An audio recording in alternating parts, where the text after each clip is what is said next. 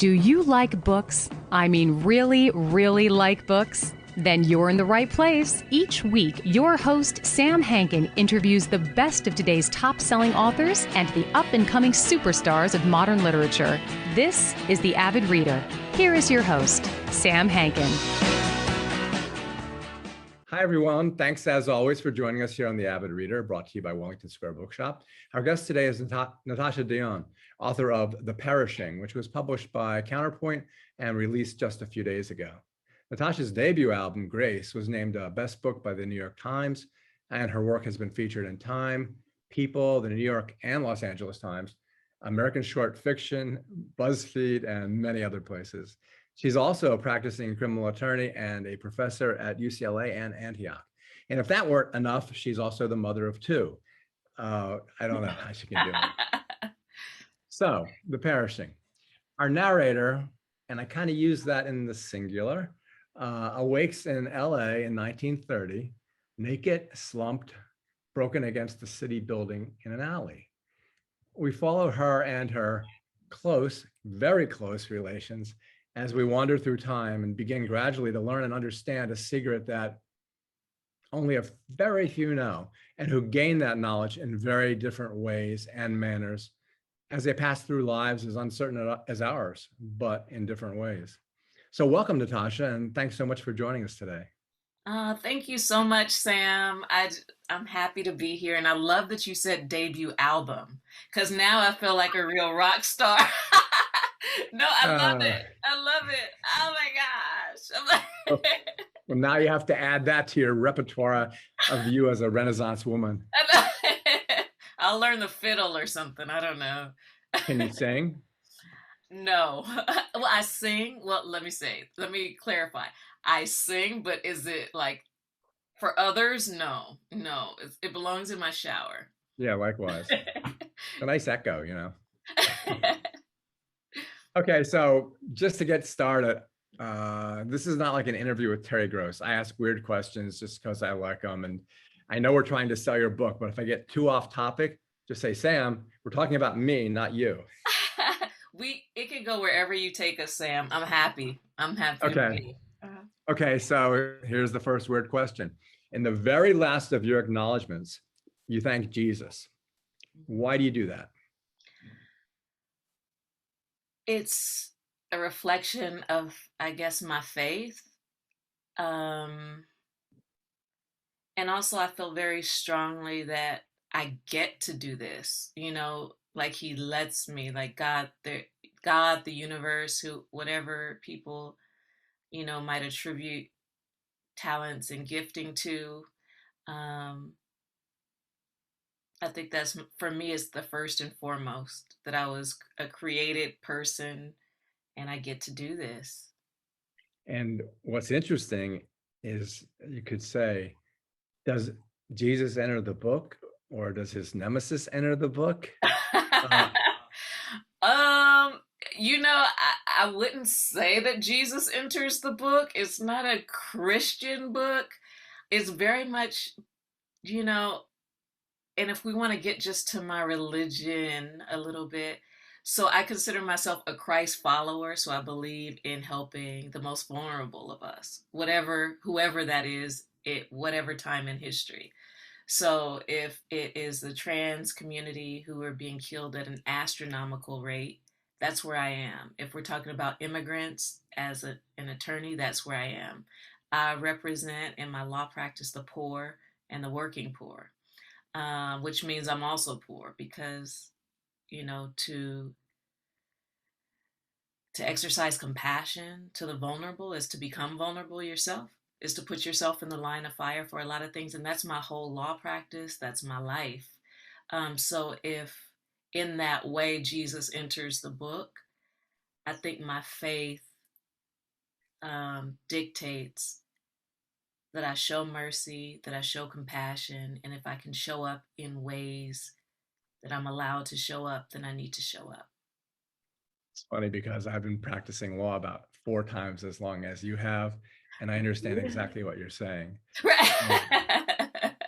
Well, there you go. I've been practicing 20 years. Also, twice as long. I've been practicing 40. Wow. Hello. So you know what I mean. Yeah, and there's two ways of looking at it. Well, if you look at your extended biography, you definitely people should because you've done so much good. And the way I do it is that I try to help people that would otherwise not be able to find it. That's just the way it's very simple. If someone Yeah. comes in and says they have a case and I'm not sure whether it's good or not, if they can't find anybody else or they've been to 5 attorneys, then I go, you know what, I'll give it a shot. But that's it for me. So since I also own an independent bookstore, and I say this in every interview, the saying you can't judge a book by its cover is completely wrong because everybody who comes into my bookstore judges each book by its cover. And Wow. can you hold yours up? Yes, let me get it. Hold on. So this isn't a background. This is my actual. Hold on. Yeah. Mine's has to be a background because I just moved and it's nothing behind me, but it is my bookstore. So just Oh, well, congratulations on that. So this is The Perishing, and this is my book. And when I first saw it, I only saw the girl's face that's in here. I couldn't see this. So I was telling my husband, I don't get it. I see there's the girl's face there, and then there's just these swipes of color. And he's like, you don't see all the different faces layered on top of it. And I was like, no. So I was staring at this thing for like months because I couldn't see the other faces. It's interesting how publishers generally do the covers because they're trying to sell books. Yeah. But in this case, it's really good because at first, and I did the same thing you did. At first, it's a Black woman. And then you think, look at all the color around her. And it's like a juxtaposition, but at the same time, like in Lou's life, sometimes what's really good about your book is sometimes you disregard completely, which my kids have always done, who's Black and who's white. I mean, Uh, when my kids went to school, there wasn't that's not the way they identified, just this mhm. smart kid, it's this popular kid, it's this geeky kid, that was it. Yeah. And I always, and also, here I go off on my own. So we adopted 2 children from China, and I've never seen them as anything but Samantha and Annie. So when I'm having dinner with them, or if I have dinner with my Chinese friend and them, they assume he's their father. So, Oh, yeah, yeah. I guess they would. I guess they would. so anyway, the other thing that people love to do when they come in the bookstore is look at epigraphs. And so you have 3 of them. And the first is from a poet who from South Central, Bridget Bianca. And if you got the book there, you can read it. Oh, sure. I would love to. I needed to be prepared today, Sam. Like, what's going on with me? Okay. So this so this is Bridget Bianca. They say Malcolm knew his journey was ending. Martin knew he wasn't long for this world. No, I don't think myself a martyr. I am merely a Black woman, which means the same thing. And that shows not only a burden and a responsibility, but it shows, it's going to be hard to talk about this book without doing spoilers. When I Mhm. wrote the notes, it's like, wait a minute, I really can't say anything about the book. But anyway, yes. So, and then the second one is by Einstein. Read that one. I love that one. Sure. Albert Einstein. People like us who believe in physics know that the distinction between past, present, and future is only a stubbornly persistent illusion. Since you put it in there, I can say it's kind of a spoiler. Yeah, it is. It is. And I like that he says that as the brilliant scientist that he is. It's not coming from a spiritual place or even though he was a spiritual person, but to see that even physics shows something about time that we haven't quite discovered yet. So I like that it's an illusion. Yeah. And I've always liked that too, because, it's what, it's like the Dalai Lama, every year he has this meeting with quantum physicists.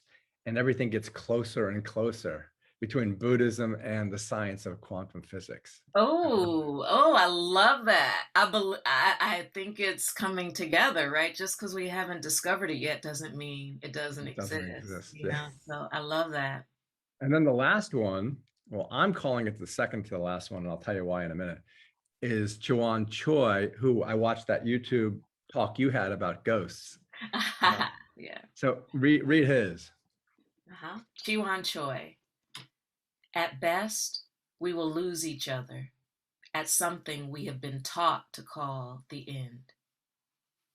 And most people are going to read that and think that the end is simply, as you say in the book, our last breath.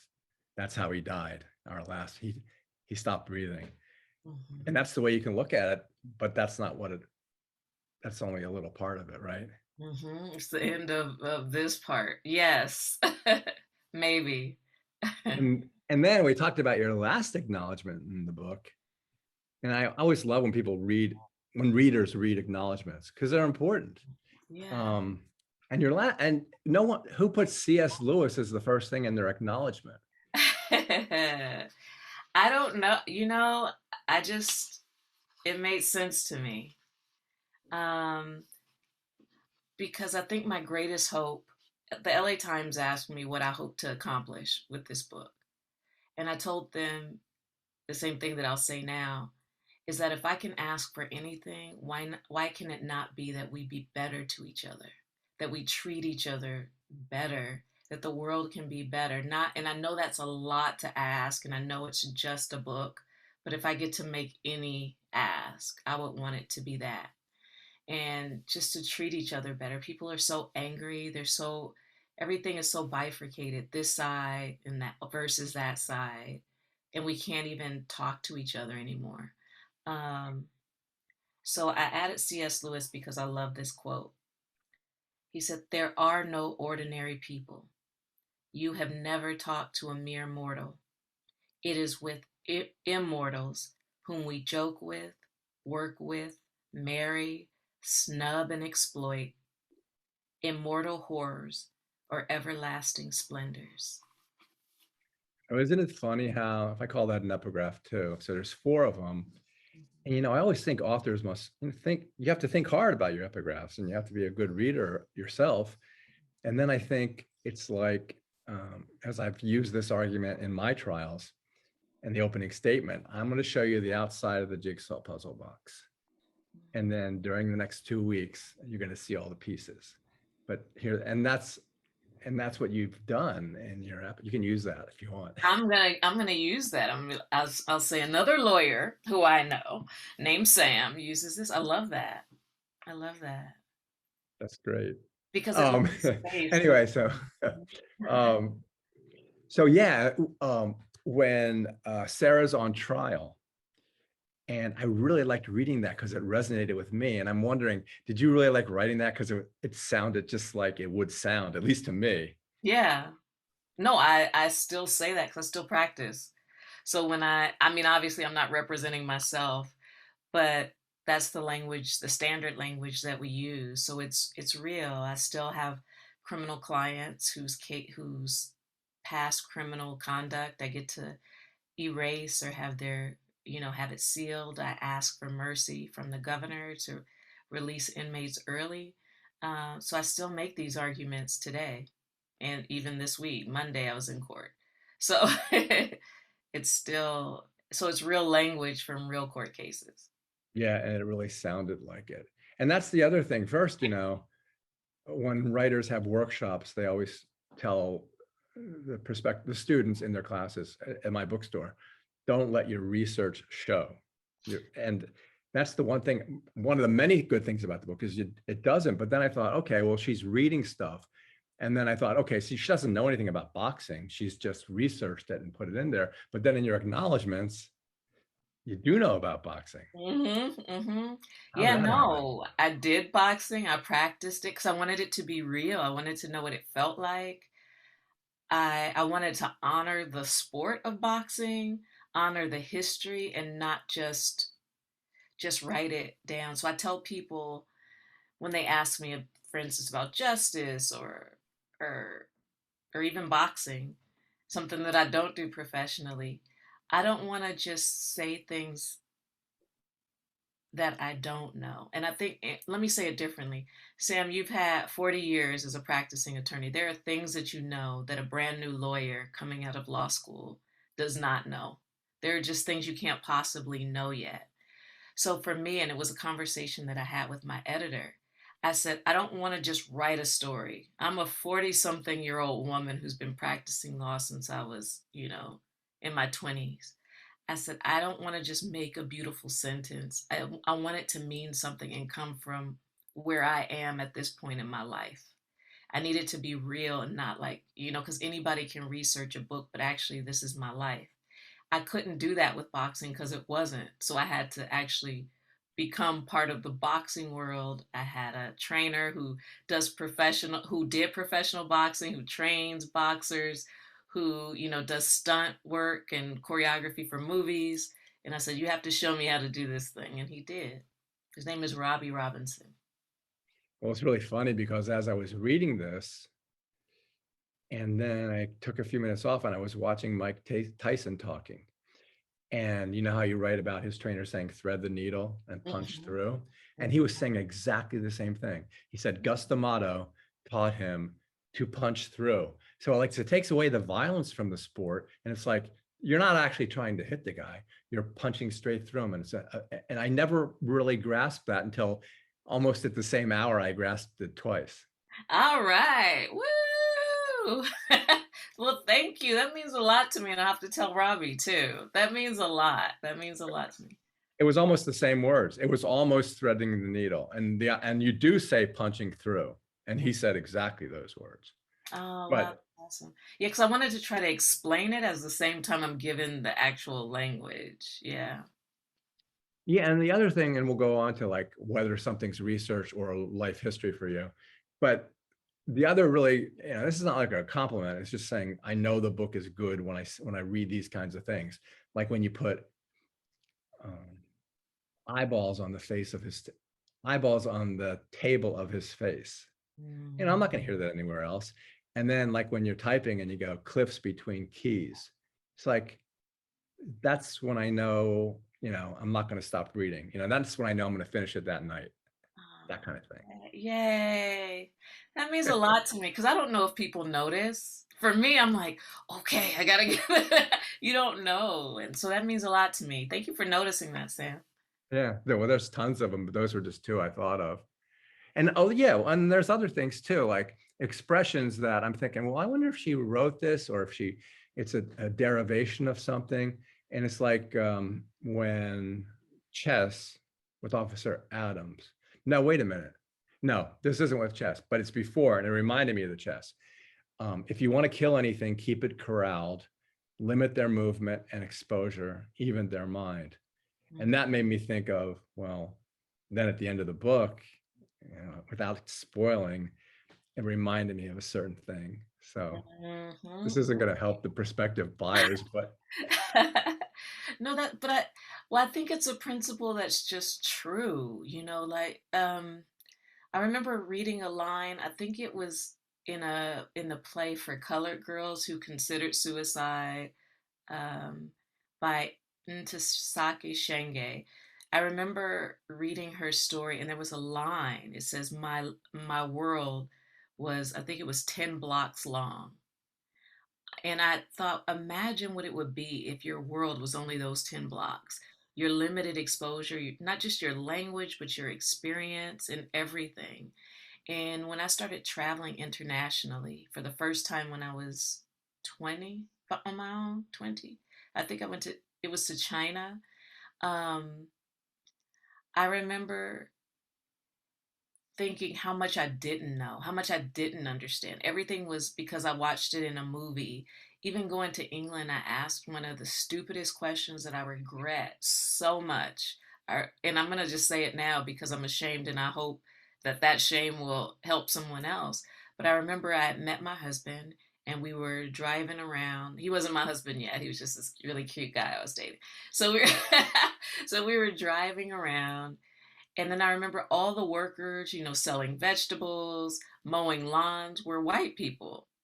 And I said to him, where are your Mexican workers? Being from California, LA, I'm like, where are they? And he's like, what are you talking about? This is England. We do this. I was like, oh. And it was the stupidest, like, it didn't occur to me that laborers who weren't, certain level of contractors or certain level, maybe if they did air, certain types of work, but it didn't occur to me. And I was like, I have so much work to do, so much that I need to know. And after, since then I've traveled all over the place. But just Yeah. unlearning. We're corralled here in the United States. Well, yeah, and this is going to sound condescending from an old white man, but think about slavery. It's not 10 blocks. It's not even, it's nothing. And the Yeah, mind is also being controlled. yeah, and we are. And I talk about that with language. Even our language betrays us. Like it limits how we Yeah. think. And it was something that I got because I was the U.S. delegate for Armenia a couple of years ago. And I was fortunate for all the international travel before then. But I remember going there, and one of the presenters who was from Armenia, we were having a conversation, and um, he identified as gay, a gay man. And I said, "Well, what's the name for gay in your language?" He says, there's no good word for gay in the Armenian language because, and I said, why? I said, is that because that's how your people feel about them? Which is a line that ended up making it in here. There's no word for gay because that's how we feel about them. But that was from a real experience, and it broke my heart because language is a sword, isn't it? So Yeah. I mean, it's the only way, since I can't see inside your mind now, it's really the only way. What we're doing now is the only way we can discover anything. And if there's not a word for it, like say the word Schadenfreude in German, there's no word for it here, So I know the feeling, but that's the only word I can use. yeah, the Anyway, erasure of you back can erase somebody with language. So right. yeah. Mhm. But back to your book. We have to sell the book. Oh right, I'm sorry. So, we gotta go to coffee or something. I don't know. So Well, it's on the front table now because it came out. Oh yeah, it came out like 2 days. Well, when we get this on the air, it'll be like 3 or 4 days ago. But November 9th. Today's what, the 11th? Yeah. So yeah, yeah. just a couple. Today's the 12th. Yeah. Okay, so back to your book. Okay. So there's so many characters that maybe at first you think they're good or you think they're bad, but then you realize they're an admixture of both, like Officer Adams. Mhm. And that's the other thing where I'm saying, I wonder if she researched this or whether she plays chess. So do you play chess? I don't play chess. My husband plays chess and my daughter plays chess. I just watch it. I'm such a bad loser, but I'm also a bad winner too. So I can't deal with the pressure. I'm like, why am I gonna have this stress over a board game like Monopoly, anything? If I win, I'm like, yeah, being the middle child who, any victory, I'm like, yeah. Yeah, see, I was the oldest child. So if we played Monopoly and I wasn't winning, horrible. I would flip the board over. Yeah. Yes, that's what first children do. Like second Yeah, child, we're just ignored. We're like, exactly. But it's the chess, it's the origami. And the other thing is, which was really good, is when um, Lou was talking about the rook and the castle. mm, And what's really interesting to me was at the end when Letitiia is putting the tiles up, she talks about a castle in exactly the opposite way that Officer Adams is describing uh, the rook. And mhm. I don't even know if you thought of that, but it was very interesting to me. I, now that I think about, well, all of it, there was a castle. There was a castle throughout the book, and then I had to edit out some of it. Um, but I wanted to play on when you say, Sam, that there's different characters you think they're good and then they're bad, or vice versa.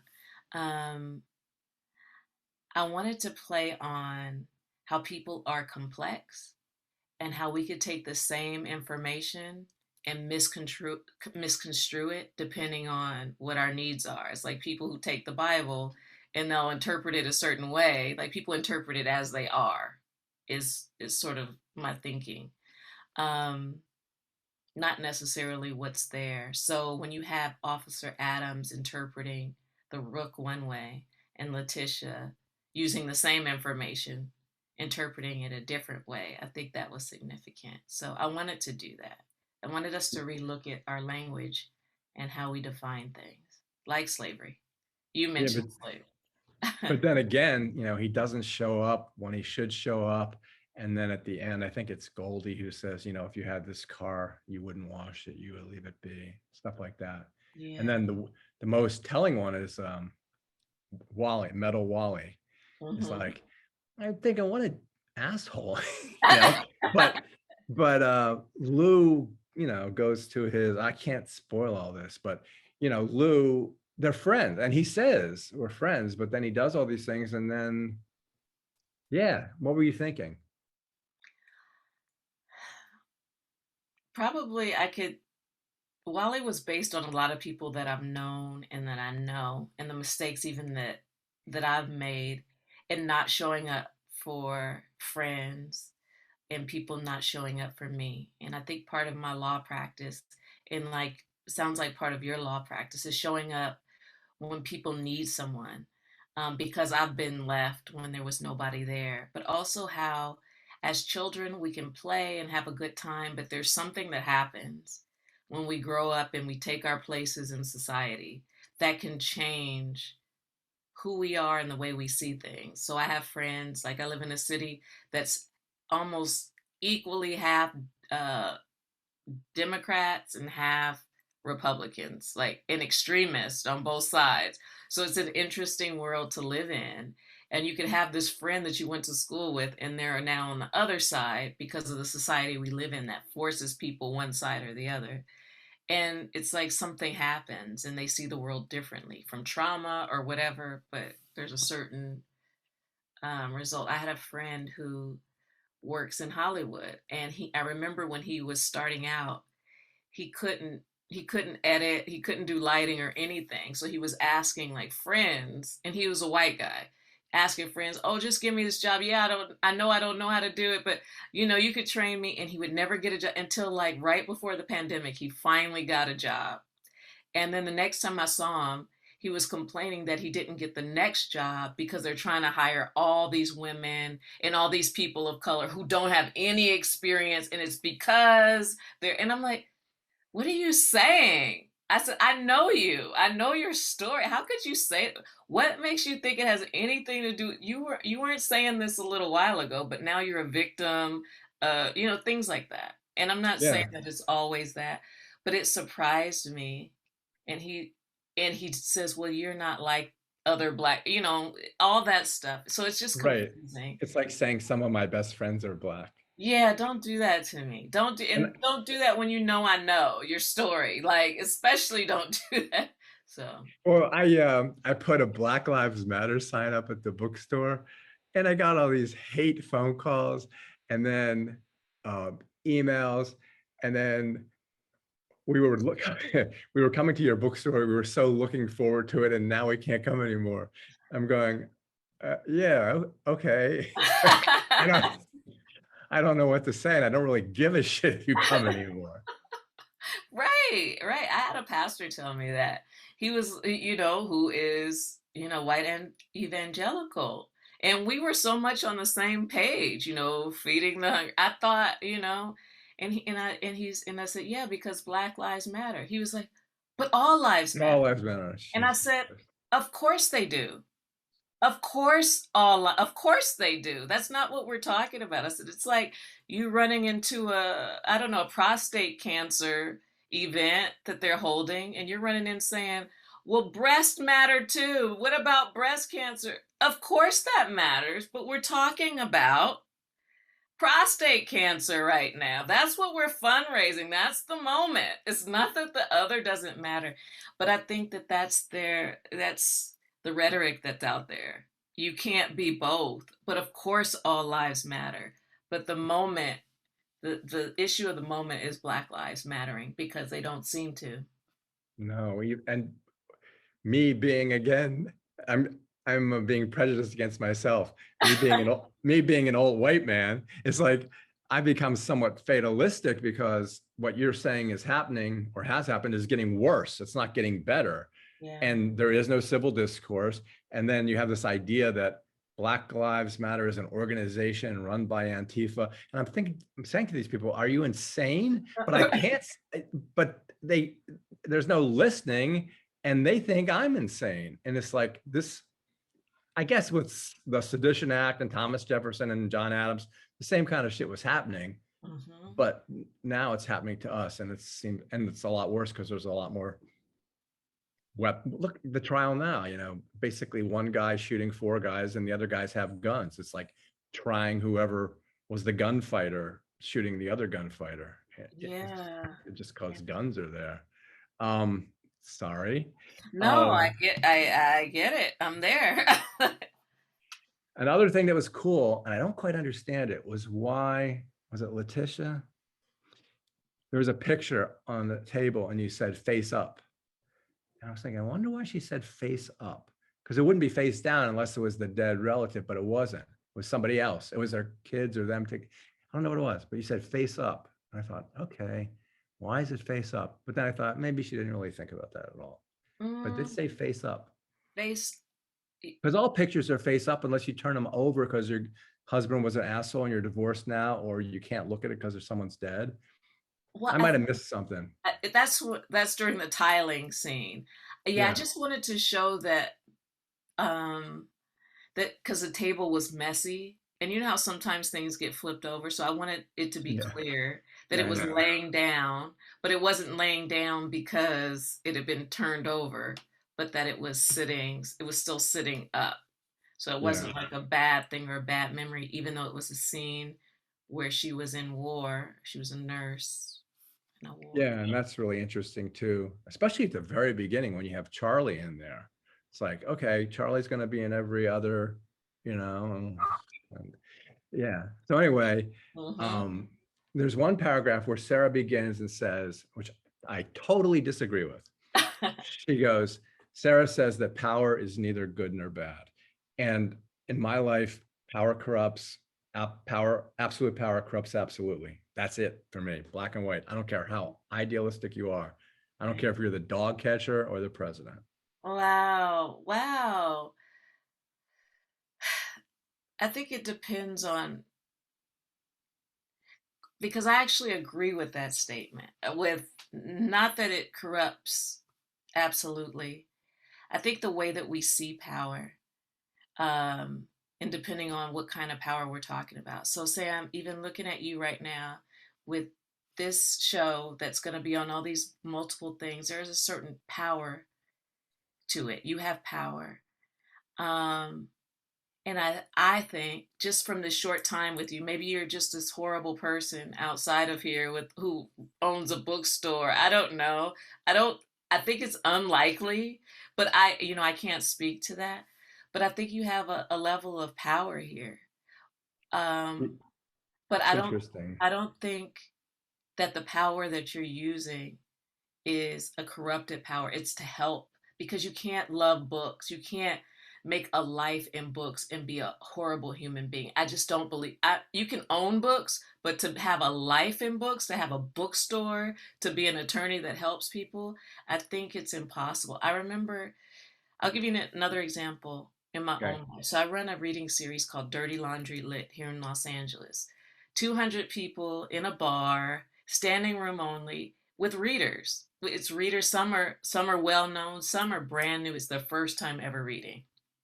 And I love my reading series. People have glow sticks and signs with the reader's name. Whether you know who it is or not, you scream for them, you applaud, the bartenders stop. It's like a party, because I want to celebrate the work that writers do. You spend 5, 7 years, however long, 10 years writing a book, and sometimes nobody shows up to your party or your release. So I wanted to make sure we celebrate it. And I remember another organizer of another reading event asked me, he says, why don't you host this event? It's your event. Why are you letting somebody else host it? Because I had this other person hosting it. He says, because you're giving all of your power away. And I said, if you actually have power, it's not possible to give it away. Me allowing someone else to stand in it is not giving power away if I have power and if I desire power like that to wield it over people and to control. But it's not. Also, like Jesus said, cast your bread upon the waters. And the idea is that the more power if you have power and you give it away, you actually end up with more. It's like a paradox. Because if you, for example, and I just told my brother this, if someone does a good job, your team, as they say now, does a good job, and you thank them and you give them all the credit, you get more credit back. Yeah, yeah. And and I'll be honest though, Sam, like I don't think in terms of power. I think of in terms of opportunity. I'm not thinking, oh, I'm gonna get this back if I give that. Like that's not the way I live. I want to have a good time. I want other people to have a good time. If I have an opportunity to give somebody else a chance to do something that they're good at, I want them to shine because I think my responsibility as a human being is to be a cheerleader for other human beings.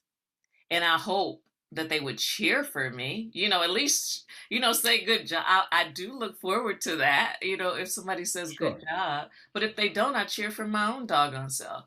I Yeah. cheer, do you know what I mean? So Yeah, it's I know for me, it's exactly not what you mean. about power. Like I don't want power because I also know that that requires you to do a lot. There's a lot of responsibility that comes with. Well, look what you said about being a bookseller. And also, I think I think you can peg people like within 5 minutes. I think we pretty much have pegged each other. But beside the point. So being a bookseller, I'm a big fancy attorney, blah, blah, blah. All my friends have boats and planes and cars and whatever. Wow. And as my dad said, all it takes is money. And it took me like 20 years of therapy to realize, oh yeah, all it takes is money. So so so then when I became a bookseller, part of me is going, oh, I'm just a bookseller now. And then I realized, like you, I'm making people happy every day. So what else would you rather do? I mean, Yeah. there was this documentary about booksellers. They sat around a table and they asked this one guy, what would you do if you weren't a bookseller? And he goes, what else is there to do?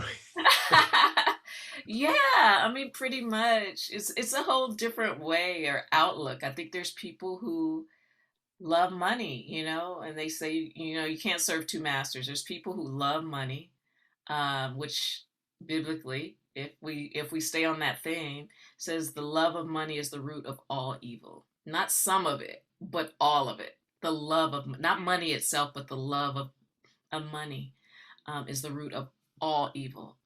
And I believe that. So if you're not in love with it, even though we need it to live, we got to pay rent, we got to pay gas bill, water, all that other stuff. But it's not my love. My love are people. My love are my neighbors. My love are how we could do this life better because we shouldn't be at a point right now in society where we can't even talk to someone about whether or not a life matters. Like, how are we not able to have this discussion? And I think there are people who have an interest in keeping us separated.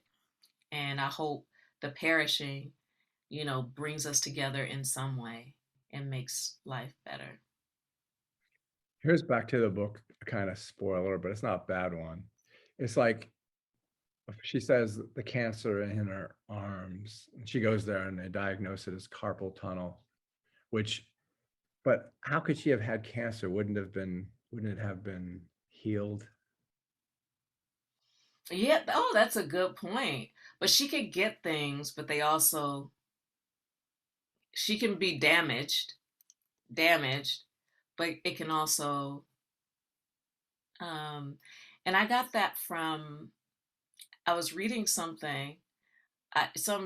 book on oncology or something like that.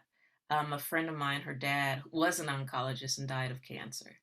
Um, but he was saying that most people have cancer in their bodies 8 times within their Wow. lives and may or may not know that they even have it at that time because it is, I don't know if it's passing, I don't know how it works.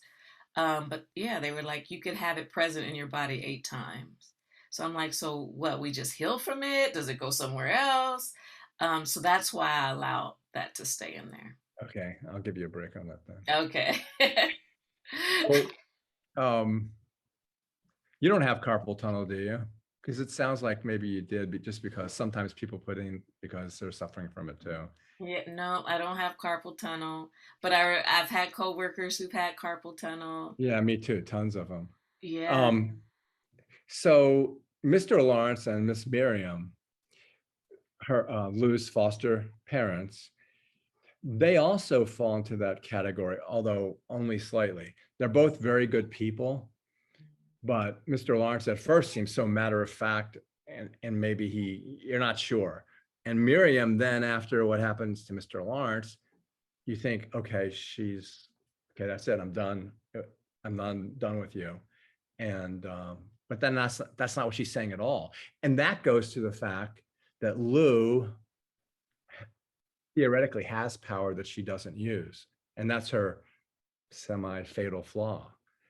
Um, that's not giving too much away, right? I don't think so. I don't think so. But that's kind of, I mean, so the two of, back to the point, was the two of them are really nice. They're really good people. Yeah. And Mr. Lawrence is smart. Yeah. He's a teacher, nice guy. But sometimes I think what we would view, or it's probably still true, tough love is often seen as not being a nice person. To say this is what you need to do to survive can sometimes be seen as not being nice. So I'll give you an example, without giving any spoilers. Well, I'll give an example. Okay, so when I talk to witnesses, I sometimes prepare witnesses for other people, and I try to give them all the different ways something comes in.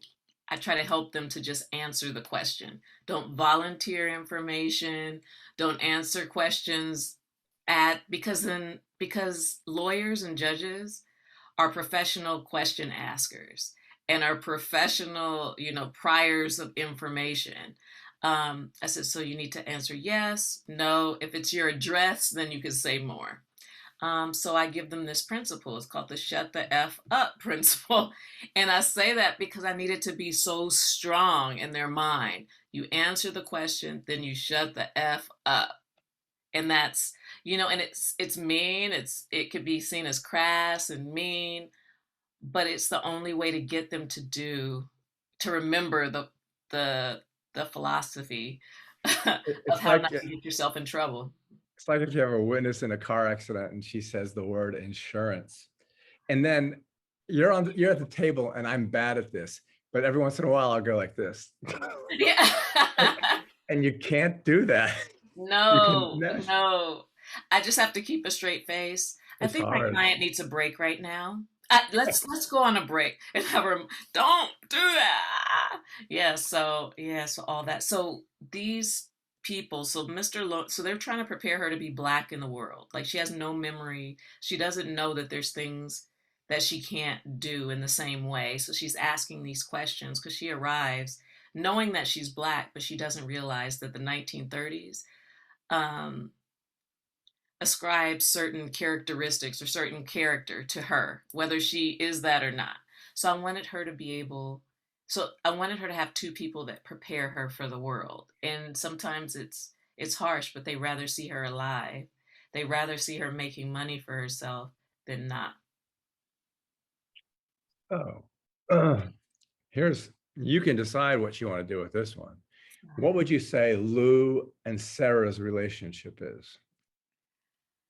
Ha! Oh, that's hard. See, I would have to I- give it away. You don't have to. They are black women in two different times perceiving what it means to be a black woman in the world. And it's not that different because they're not far enough apart. So what I would explain, I wasn't born in the 1960s. I was born in the late 70s, but in the 1960s was the first social unrest in Los Angeles, the big riots that burned down the community. I wasn't there to see it. So I was there to see the one in the 1990s, after the beating of Rodney King. I didn't know about the one in the 60s. So that's 1990s. They were fighting for rights to be Black Lives Mattering, for one, because Rodney King was beaten, nobody cared. And then Latasha Harlins was killed. The woman who murdered her got probation and a $500 fine. So they were saying her life mattered. And now let's fast forward to 2015, when the first set of riots came again to Los Angeles, Black Lives Matter. And then, of course, in 2020, 5 years later, Black Lives Matter. So from 1960s to 1920 or 2020, we're still having the same arguments. Even today, 2021, still having the same arguments. So what I was showing is, even though they're so far apart, they're still fighting the same fight. And as Americans, we still don't get it. How I can we know. not understand it? I know. When I had a say their names sheet with everybody's name on it, and plus you had to keep adding names to it, which was horrible. But people didn't like when I put it. They didn't like me putting it in the bag. They would take it out, give it back to me. But I love that you did it, though. I love that you did it. Thank you, Sam. Thank you for being an ally. Well, but the thing is, I have the luxury of being. I mean, I understand. I just have the luxury of being able to do whatever I want, including kicking Republicans out of my store from time to time. Yeah. It's great. It's fun. Yeah. So, okay, out of all the songs in the world, how did you come up with Def Leppard, Pour Some Sugar on Me? Because, I remember watching a YouTube thing and people started singing that song in a park. Like, everybody seemed to know different parts of that song. I don't know the whole song, but I know that part. And I remember watching it on MTV in the 80s and or was it the 90s, whenever it came out. And I remember thinking, look at these people singing this song. And I was a teenager, and I ended up buying a sweatshirt that has Def Leppard on it. And I thought it was funny, and I wanted to make myself laugh. My daughter and I used to dance to it when she was like 6 or 7 years old. So I guess it was like right around 1990. Yeah. That and the song Kick by In Excess. She was a good dancer. It was fun. That song is fun. It is. Again, expressions that are poignant. And then I'm saying, did she make this up? So you can know how many seeds there are in an apple, but you can't know how many apples there are in a seed. I said, did she read this somewhere or she made it up? Someone told that to me. I was a Pamela Krasny Moral Courage Fellow. So basically, I went up to Mesa Refuge, which is a writing space in Northern California, and Pamela had passed away from cancer, and her husband Martin was there, and he's the one who awarded me this fellowship. And she was a devout Buddhist, and a lot of Buddhists go there, and he gave me the program from her funeral, and I was like, thank you so much. And one of the things that he said, Martin said, was that line. And I thought, that is a beautiful, because I was asking him, why do you do this? Why did she do this? Like, why did she do the work she did with writers and with people of color? She's this rich white woman living, all this, like, why? What about her? Is it her Buddhist faith? And that's when he said, you can know how many, seeds are in an apple, but not how many. I never thought about it that way, but it's like a wonderful, wonderful metaphor. And so Lou, all the death stories she writes when she's, that's the job you get. But they're so lyrical. The ones you put in italics, they're so lyrical, but I'm thinking no newspaper would ever publish these. They're like poems. Really? Yeah, it was like poetic license on your part, because there's no way they would put those in the paper, I don't think. A lot of it, because I did a lot of research, I read through so many papers set in the 1930s in this time, and a lot of the language was similar to that. And if it was in Yeah. italics, I can't remember the part, but a lot of it was pretty lyric. It was surprising how lyrical it was. I was expecting it to have more nuance in the language that sounded more 1930s, but the newspapers read pretty much exactly like that. So I didn't. Yeah, I'm wrong because I wasn't thinking it was like 90 years ago. You're right, because I've read that too, and I always thought that it was a much better way of writing. Okay, I got Oh, that. thank you. Um, so okay, research again, where it doesn't really show. So the iron lung, which was so cool that you stuck that in there. I mean, I that was weird, and because who sticks an iron lung in a book? But anyway, yeah. So did you read about them? Did you know anything about them before, or polio, or? I knew I wanted to compare what's going on even today because she has moments that flash through today. I wanted to really understand polio. So I did a lot of research on polio, how people got through the first weeks, and I found the iron lung. And I was like, oh, that's perfect. That is so perfect. And so I did, watch videos about it, read about it, what it meant to be in an iron lung, what it felt like, how it was constructed. So I did a lot of research on polio and also smallpox. So there's a scene where she talks about masks. The first time they started wearing masks in sort of the Western world was during smallpox, to prevent getting smallpox. It wasn't those long trunks, where they Yeah. were doing the smoke and stuff like that. They actually had masks. So one of the readers was like, oh, I think that was just, I don't know how masks got in this book. I was like, masks were way before polio, way before COVID. So yeah. So masks masks and vaccinations that you talk about, and people being trepidatious about, and it was very current. And yeah. yeah. And then the other one was, well, before we get to that, when she meets, a little after she meets Jefferson, another line like the ones I'm talking about, she has this feeling caught below her breast, then her belly, and then no. And so you know exactly what it is, and you don't have to go there. Mm-hmm. That was a good one. I like that. Thank you. Really, thank you for saying that, Sam. Let me tell you why. My editor was like, "Do you have to say her breast? Do you?" Cause he's such a prude. There's some words like I use words, and I was like the word orgasm, the word masturbate. He's like, "You have to cut that. You have." And he would, and I was like, "Nope, that's the word. That's what, yep. It's caught between a. You can't say that." I was like, yes, I can, and I did. I did. Well, he is a prude. I know. But the thing about it is, it's more sexually, it's more sexually explicit by saying that word than going the other way and saying specifically or moist or something like that. Oh, don't say that word, moist. That's not.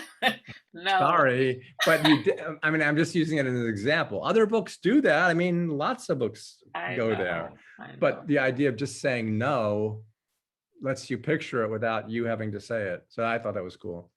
Thank you. Um, hey, there's a lot of water in this book and chipped ice. Yeah, there's a lot of water. I don't know about the chipped ice. Is there? Chipped ice, yeah.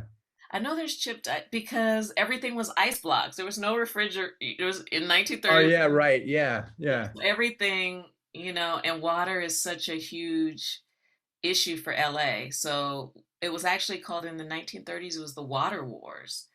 The Water Wars led to, in the 1920s, the bombing of the LA Times building. So it actually exploded and lives were lost. So the new LA Times building was rebuilt after that terrorist attack. And this is all the water wars because all the water in Los Angeles comes from Northern California. So even now in the Central Valley, you can't drive from LA to San Francisco without seeing signs about water. Why can't we grow food? Why, why are you keeping our water? So it's still going on. So And it's water interesting. we have no real river in LA. So everything is taken from Northern California. It's almost like LA, especially when you go off on the Hollywoodland sign and lighting it. It's almost like LA is a character in the book. Yeah, they made it. There was, and it's in the opening. LA has always been brown, and also brown meaning the people, meaning the landscape. It was a desert, and there's no reason that LA should exist except for the imaginations of men and women. Um, but there was no water. There was no real river that could actually feed, everything that happened, the construction, the suburbs, Hollywood, the lawns. There's no water here. Yeah. Um, And then you turn that into the story of the dam breaking. And the line there that was a good line was when the one family is just gone, you say, God seemed to blink. That was a good one too. oh, thank you. Thank And the you. other good one was trying to put hot water into old bath water. I actually tried to do that one time. I didn't know you couldn't do that. Who knew? I was just like, okay, the water's cold. That's okay. I'll fill it up with hot water. And it was just cold, cold. And so I was like, that is going in the book. Do people know that you can't heat up cold water with hot water? Yeah. Yeah, it's like people opening the oven door if the house is cold. They don't get it. It doesn't really work. It doesn't. But who knew? Like, that should be like, everybody should know that. I didn't know that. All right. Well, to like close this out, I guess here, yeah, this is a good question for me. You tell me what to do. So where do I put your book? It's not in science fiction. It's not in fantasy. It's not like Gabriel Garcia Marquez. So where do I put it? Just like shove it in fiction? I don't like that you said shove it, Sam. I just, I take offense to the shove it line. Sorry, I didn't mean that. How about, no, how about this? How about put it somewhere prominently? It is history. It's American history. It's specifically LA history. And it crosses genre. I would say fiction based in truth. How's that? Well, so to make up for shoving, it's not going to be shoved for a while because it's on the front table and it's in the window. Thank you. Oh yeah, and I was talking to my wife this morning, who's upstairs, and she was saying, and she's like the producer. She got you. So it's like she was saying, I'm hearing. I don't know. She goes, I don't know where, but I'm hearing about this book all the time. And I thought that's really cool because, I mean, there's great reviews, but if you're hearing about it, it's just like the bookstore. It's all word of mouth. That's what it really boils down to. It's not a New York Times review. It's basically just someone or book club, which it will be. It'll definitely be a book club book. Yeah. It was chosen by Book of the Month, and hopefully it'll be a book club book. All that. I'm just grateful, Sam. I'm grateful that she's out there. That she's one seed. She's Well, one apple seed. Yeah, and many apples. Yep. Do you feel like, well, with Grace too? I mean, do you feel like when you let it out there, like you're losing your firstborn? I mean, and am I allowed to do like I've been doing today, like interpret it any way I want? You're giving me your blessing to do that? Yeah, go for it. I mean, I feel like, I don't know. You don't have any young children, but maybe you saw that. What was that? It was a movie. Hey, I resent that. Well, you said your daughter was 6 in 1990, All so right, I was all right. doing the math. I was doing the math. That's so lawyer-like. I was threading it together. No, but there was this book called I'm a movie. I think it was a Pixar movie about emotions. And Oh there's yeah, did you see it at all? yeah, and I Well, can't remember the title, but yes, that was a great movie. Yeah, Inside Out it was called. Right. And there's this movie where her old stuffed animal named Bing Bong has to like run her up to this mountain. She has to get out of this valley. And in order to do it, he has to push her in this like grocery store cart, and they run up the hill, and then it sort of it kind of gets like these jet propulsions in the back, but it can't carry them both. So he has to decide on like the fourth try. He knows that he has to let go. So he's telling her, just keep singing the song. And he pushes the cart up and the propulsions come on and he lets go and falls back. And she gets to the top and she doesn't realize he's there. And then she looks down and she sees he's still down there. And he's like, yeah, go. So that's what it feels like with the Okay. parachute. It feels That's like I pushed it as far as I could go to get it to this point, and now the perishing like grace has to do whatever it's going to do without me. Even when I don't get to talk to you, Sam, even when I'm dead, it's going to have to get up there and go. that's what's so cool about it. And I guess, and the other thing is, the last thing is that, my brother likes books that are kind of like put in a box, wrapped up, you put a ribbon on it and tie it up, and then that's it. And I don't like those. And this isn't like that. I'm finished. Well, first of all, I didn't know it was the last page, and I love that too, because I thought I would turn the page and there'd be more. So you leave it like you don't know. Let's see. Okay, let me make sure I do this right. You don't know what's going to happen to her, and you don't know what happened to her. Mm-hmm. And that's really cool because you give us the ability to write it to write more of it. Yeah, I didn't want it to be a hard ending, like you said, packaged in a bow, and then it's done, because I wanted the perishing to represent life. Like there's a part when we go where we don't know. Like I don't know what's after this. I have a certain religious belief. I have no idea. I know what pastors and teachers of different faiths, say. Some people believe it's nothing.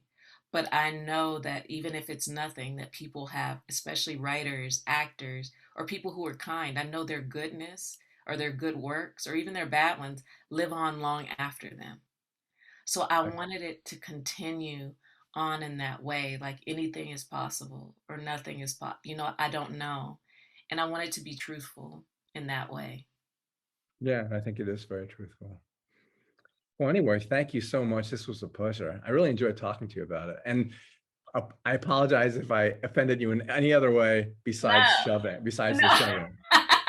No, I was totally joking about that. I know. No, you haven't offended me. I'm glad we could have a conversation. I'm not easily offended. So, and Yeah. nothing you said was offensive to me. So I hope, I love that you're out there and having conversations, honest conversations, and that you're Yeah. being who you are. So that's Yeah. refreshing. And I can't think of anything more fun than talking to the people whose lives I already held in my hands, and now I get to talk to you. Oh, thank you so much, Sam. Okay. Hopefully I'll talk to you soon. Yeah, I hope so too. See ya. Okay, thank you. Bye. Bye.